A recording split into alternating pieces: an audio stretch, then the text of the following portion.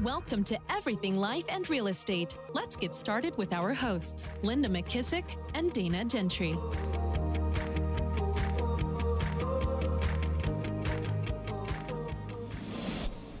Hi, everyone. Welcome to Everything Life and Real Estate. I'm Linda McKissick. And I'm Dana Gentry.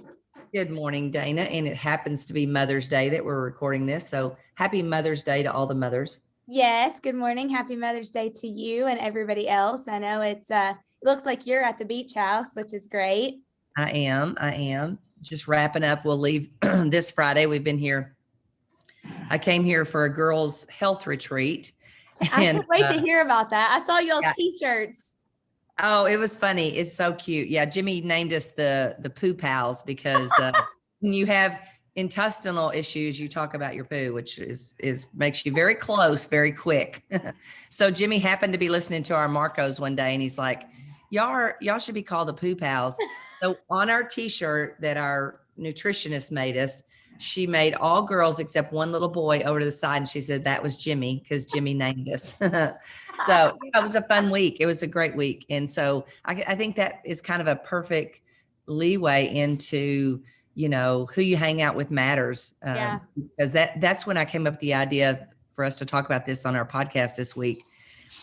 Because I realized, I think as we get more social in the world, like with social media, we get less intimate. We think we're hanging out with people and we're really not, right? And so I think also between that and COVID, people are hungry for connection. People are wanting to be, with other people. And so, my health retreat, it actually started as all of us had some kind of gut issue. And my daughter-in-law, Anna, my daughter, Bailey, all got diagnosed, and myself within about a 3-month period. And so through a bunch of our Keller Williams agents, they had used this lady, and she's actually in San Diego. So it's kind of perfect. That's why we did the retreat here at our beach. I forgot she lives there. Yeah, she does. Her husband's in the military, so she lives here, and she's just the coolest person ever.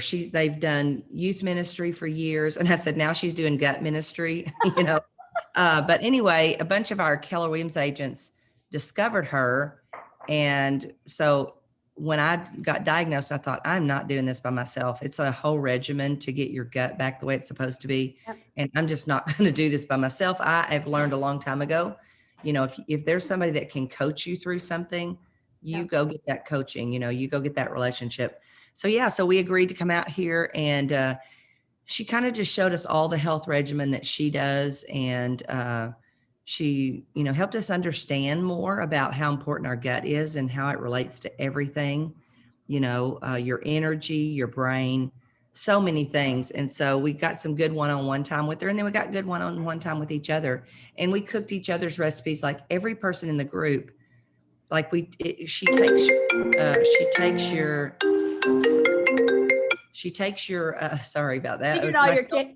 My children, I better turn something off because my children are all going to start calling me to tell me Happy Mother's Day. So anyway, I try to talk to as many as I could beforehand. But when you have a lot of kids, they call all the time. So she taught us, more about the relationship between the gut and everything. And that was interesting because I think we're learning more and more. There's a lot of great books out there that are teaching people that your gut is kind of your other brain. Yep.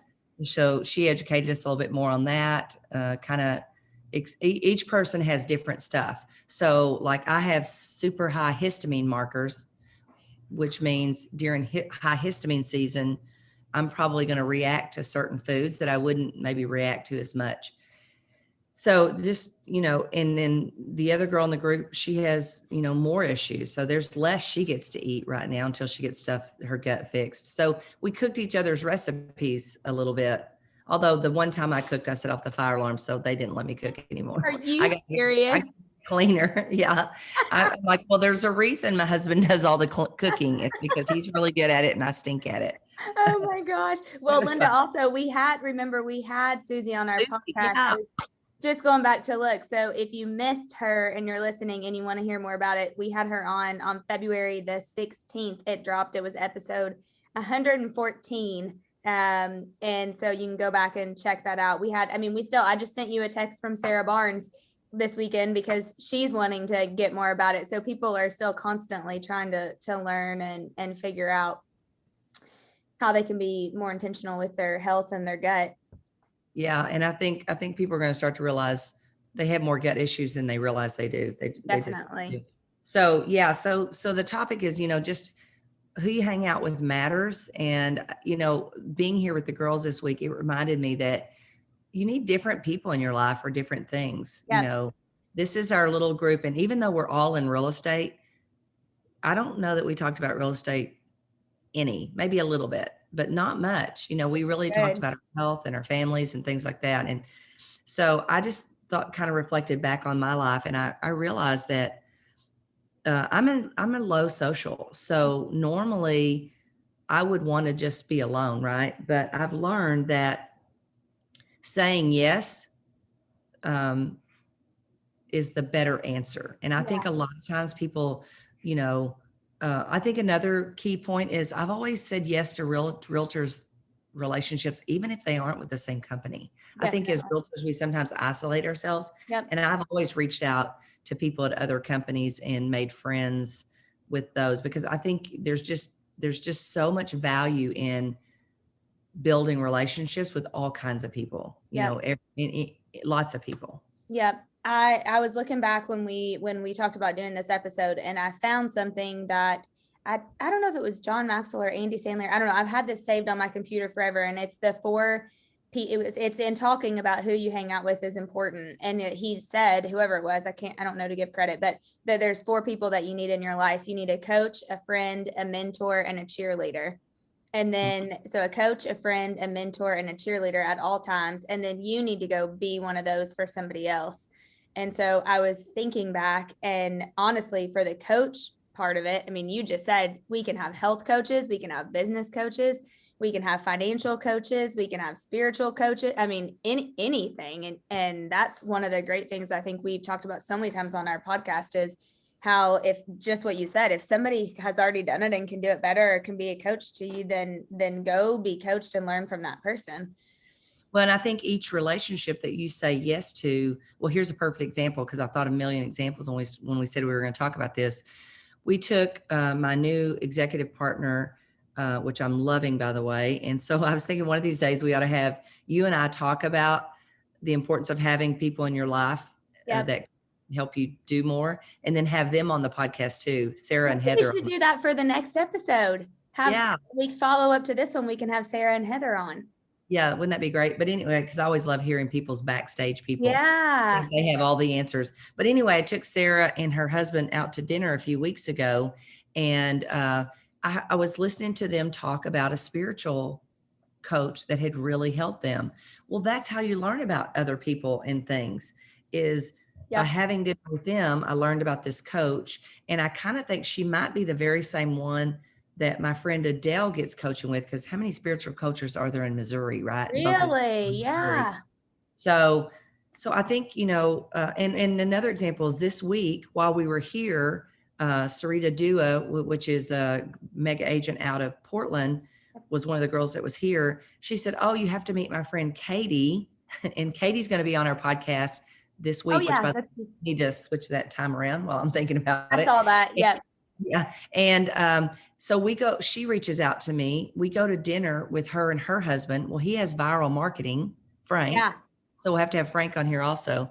But I see the magic of just saying yes to, opportunities, or be open to, what if I invite this person to coffee?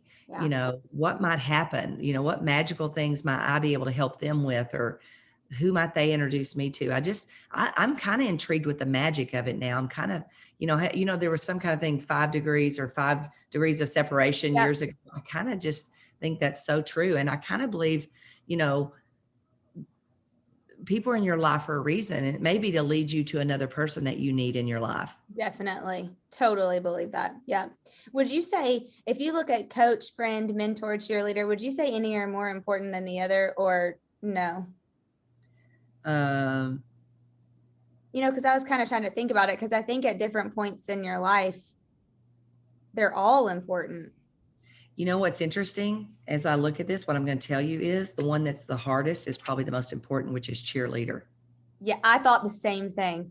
Because to be honest with you, this is a really learned thing, but I think when you can be to a place in your life where you can be cheerleaders for other people, Yeah. that's when your life would get massive. Yeah. Because that means you've let go of ego, you've let go of, anything, and you're just genuinely proud of that person. And when it can be people outside your family, it's easy to be a cheerleader for your children. It's easy to be a cheerleader for your spouse, but can you be a cheerleader for people that maybe compete against you in the business, maybe who, are just in your office, or you just, who do business with you, so I would say probably, honestly, if I really looked at it, the most important is the one that's hardest, which is you to be a cheerleader to someone else. Yep. I love that they said, not only do you need these 4 in your life, but you need to go be one for somebody else. And sometimes I think they overlap. Like one of my best friends, Whitney, I would definitely put her in the friend category, but she is probably my biggest cheerleader. And Linda, you would love her. She's so funny that she doesn't know anything about real estate. Like she was in the health field, and then now she has 3 kids, and she's an amazing stay-at-home mom. But she is like my biggest cheerleader. So she doesn't understand, like she thinks I work for Gary Keller or something. Like she doesn't understand anything about real estate or anything like that. But every time I post something, she's like, I'm so proud of you. I knew that you would da. You're the best, blah, blah, blah, blah, blah. And really, I know that she doesn't fully know what that is, but she's genuinely happy for me. You know what I mean? She genuinely wants to keep cheering me on. And so, but she always makes me think and inspires me to go and do that for other people, even if I don't fully grasp everything that's going on in their, whatever their career is or anything like that, just to truly want the best for them and be a cheerleader for them no matter what. Yeah. It's so funny. Our house has been totally being gutted right now on 2 floors because of the freeze that was in Texas. And so I reached out to my old designer, and, it's been 11, 12 years since he helped me on this house.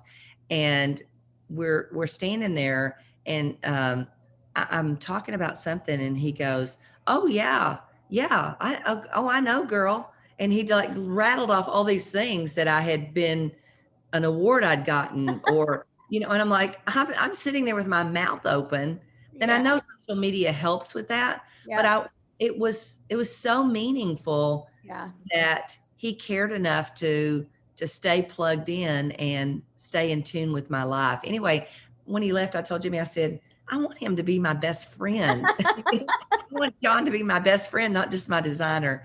So, speaking of your house, I've had 3 people now ask me if your closet was affected. No, my closet's fine. Okay, good. Because I was with press one day, and I said, people have asked me, and I forgot to ask Linda, her closet didn't get destroyed, did it? He's like, I don't know. No, it actually didn't. But it's so funny. In one of these episodes, we should do an episode on this. How do you turn lemons into lemonade? Because this mess of my house has turned into such lemonade, because I'm getting to redo some things I want to do. I'm going to get a small podcast room now. Oh, I love that. Office, which is going to make my office be able to eventually be another bedroom on the first floor, which people want when you resell. Love that. Yep. So, and I'm going to get an extra gym. Sorry, Dana, my gift room is going to get changed into an extra gym and spa room. So sorry, the gift table will go somewhere else. But I love that gift table. I know I don't do as many gifts anymore. I try to do experiences now. But anyway, so that's, to me, I think you being a cheerleader and always having a cheerleader, because I think it's so easy to, we live in the gap where we don't pay attention to all the things that we've accomplished, and we beat ourselves up more than we think, oh, wow, it's really cool that and your cheerleader will always do that. But then also to be able to be a cheerleader genuinely be a cheerleader for other people, I think is huge. Yeah, I love that. So one of the things I was thinking about, because you mentioned and you are lower social, I'm higher social. What advice would you give to somebody who is lower social to really think about and go build relationships and think about why it's important to hang around with people? And then on the flip side, I feel like I need to think about specifically choosing those people instead of just wanting, let's go be friends with everybody. Yeah, that's a great point, Dana. I would say, it's like anything that's hard. You got to make it a system. Yeah. If you decide something is important and it's not happening, either put a who in your life that makes sure it happens. Like, when Sarah started with me earlier this year, I just gave her a list of all the gaps that I felt like I was missing out on, and places that I know are important for me to spend people that's important for me to spend time with, that I'm not doing it. Yep. And she knows that's on her list, and we got to figure out a way to get that done. So we'll revisit that because it's on her 411 that, I still need one-on-one time with these people. Yep. So we'll probably look out in the calendar and, find a time that I invite these people to the beach house, so I think you have to make it a system if it's not actually natural for you. And I would say when you want to say no, say yes. I had this conversation with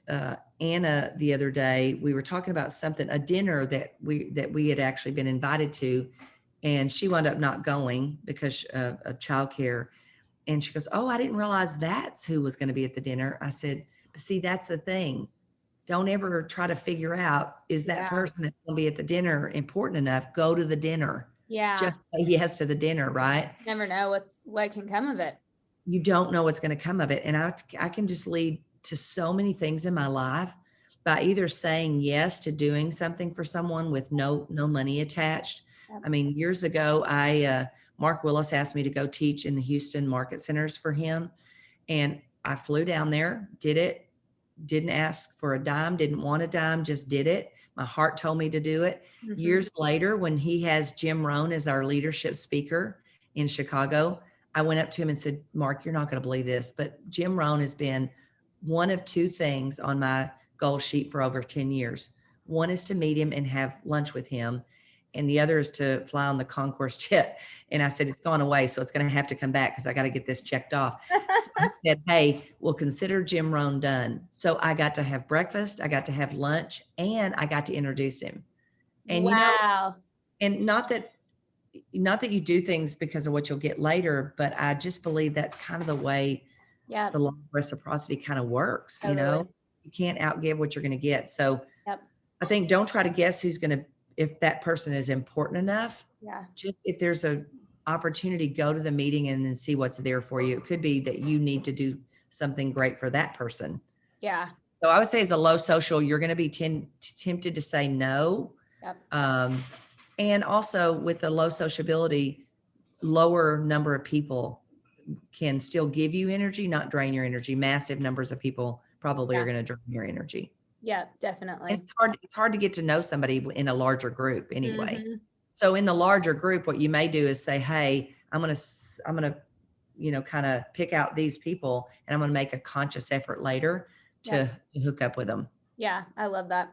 Well, that was one of the things I wrote down for being high social is you have to really figure out who you want to go deep with and have really specific relationships with, because you can have a lot of high level relationships with a lot of people instead of getting really specific and making time and time blocking to build the relationships of certain specific people, even family members or people in your family or friends or people that work with you or for you. And so that's on my vision board for this year. I specifically put trips with certain people that I knew that if I didn't do that, there's so many different other things going on that we wouldn't get it done. Yeah, I had a business psychotherapist years ago named Dr. Fred Gross. He worked with the top 1/4% of producers in the real estate industry, and our group happened to be couples. And so part of what he would have you check off on is is, and I'll put a link to his book down here because it's such a good book. I forget about it, but I do go back and read it every so often. I can't even remember the name of it, but it's, he always talked about how to be a tall poppy. And one of the things you're always asking yourself is, how do I be a good wife? How do I be a good mother? How do I be a good friend? You know, am I a good sister? Am I a good brother? You know, all those things. And so I just always remember that in my mind as I kind of go through my relationships. And, you know, people spell love Time. Yeah. And so, you know, I was thinking about this the other day because my sister works for me. And so I said, you know, well, actually, this is how I thought of it. The group that was here, something one of them said made me think about this with my sister. Because she works for me, I'm always like sending her text of stuff to do or asking her where something is. Like I always ask her, where's my belt? Where's my shoes? Where's my keys? You know, and she's just so organized, and she loves what she does and she's really good at it. But I need to take a time once a week that I call her just as my sister. Yeah. Oh, that's a good point. Just as my sister, not as somebody who works for me that, you know, keeps my life together. Yeah. But what am I doing because we lost a sister and a brother during COVID. And so she was super affected by it. She was a lot closer. We're a real spread out kind of family. And she's kind of the nurturer. So she was super close to all of them. And, you know, I'm just one of those that I roll through things. And what I really realized is I need to step back and let her have a little bit of mourning and just kind of be there with her. I don't have to have the answers or whatever. I just have to kind of be standing with her. So it made me realize how precious time is. You just, you know, you look up and those relationships could be gone. Yeah. So I think, you know, just saying, you know, my relationship with this person is super important. What have I done to be a good friend or a good spouse on my end? What can I do? Because that's the only thing I can control. Yeah. That's a huge aha. That's a really, really good one for sure. And, you know, one of the things that John always says that I love, and I need to remember to always incorporate this, is, who do you know that I should know? Oh, that's like my favorite. Yeah. I love those questions from him. And one of the things we should do is always incorporate that. I always think, you know, when people have like good little one-liners, they stick with you forever. You know, there's so many one-liners from Fierce that come to me. Also, one of them that's a great question if someone's really close to you. And I remember when I did this exercise with Press, oh gosh, I'm reading this great book right now. Sorry, squirrel, rabbit, whatever. What is it? It's called the Family Board Meeting. It's and you could use it for everybody in your life, not just your kids. But it talks about how important one-on-one time with people is. It is so good and so appropriate for what we have right now. I'll look really quick. Versus like being together as a big group and doing something. Yeah, because what he says in this book is, you know, we do, like, we're with our kids, but we're also on our phone. That's not really with our kids. Well, I'll tell you how he had the aha. He had the aha because his friend asked him to go to an alcoholic. His friend was in rehab, and his friend asked him to go to this rehab thing with him, and you got to bring someone who was safe with you. And so he said he picked him. He said, I'm not sure why he picked me, but he did. And so I went to this AA meeting with him, and I realized that everyone else had brought their family member. And he said, I looked around the room, and he said, what really got me was the book is called The Family Board Meeting by Jim Shiles, Sheils. And we'll put a link. I just pulled it up on Amazon. We'll link it. We should reach out and see if we can get him on the podcast. Yes, that'd be great. Anyway, he said he looked around the room, and what he realized is every one of those parents were super busy executive people or business owners or somebody who their lives had been super, super busy. Wow. And they thought they had been the parent that the child needed. And what they realized is they really weren't really there, you know, and I think, wow, that could happen to anybody. Yeah. You know, you may have kids and it doesn't affect them at all. And then you may have one kid that goes off the rails because what they needed was more, one-on-one quality time. So anyway, this is a great book because it could work for anybody that you want to kind of wake up and realize that the conversation is the relationship, right?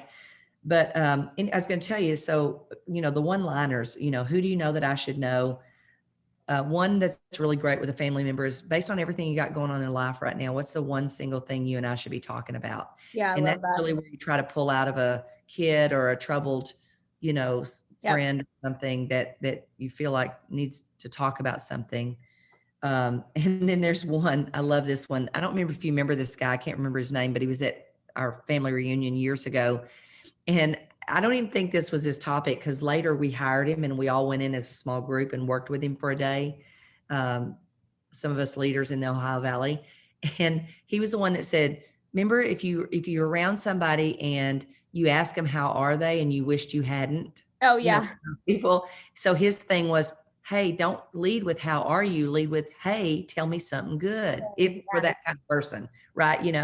He said, in Europe, they don't ask how are you because they don't give a crap. Here. America, we just kind of ask it, but we really don't give a crap, So he said, don't ask that unless you really mean it. And especially if it's somebody that every time you ask that to, they had this whole list of, oh, let me tell you how horrible things are. So, instead lead with, tell me something good, until you're ready to really sit down and listen to what's going on with that person. That reminds me of Adam always, when he picks the kids up from school every day. Most people say, how was your day? And the kids are like, good, fine, same. And so Adam always says, whenever I pick the kids up, he's like, ask them what. So he'll always say, what was great about today? Every single day when they get in the car. And then they'll say something specific, or if sometimes if one of them says, I don't know, he'll say, well, if you didn't know, what was it? And he just tries to make them pull out something that was good from the day. And I always think that's so funny, because that's my whole life. You would hear people say, how was your day? Good. Same thing. It's just an auto response. Mm-hmm. Well, even asking anybody that makes them kind of think back about their day and look for a positive focus that they might otherwise kind of overlook. Yeah, absolutely. Absolutely. Well, as we kind of wrap this one up, Linda, was there anything else you wanted to mention? I was just thinking, over the last probably 8 years, who you choose to hang around with, it really matters. I can look at other people in my life that chose different people to hang with, and their life is drastically different.